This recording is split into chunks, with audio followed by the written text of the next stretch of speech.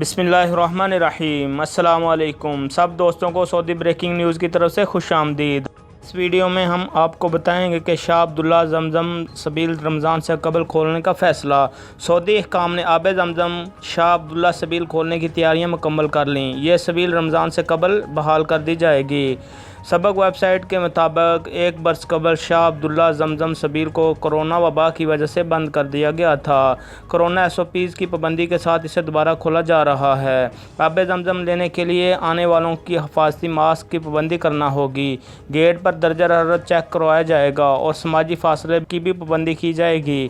شاہ عبداللہ آب زمزم سبیل کی انتظامیہ نے کہا ہے کہ کمپلیکس میں بیک وقت 60 سے زیادہ کارکنوں کو آنے کی اجازت نہیں ہوگی۔ آب زمزم کی کینوں کی فیس آن لائن وصول کی جائے گی۔ ایک شخص کو 4 سے زیادہ کینیں نہیں دی جائیں گی۔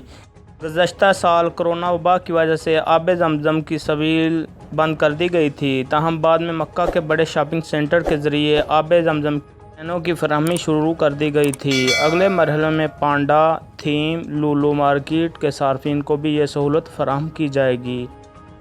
جزاکم اللہ خیرا۔ السلام علیکم ورحمۃ اللہ۔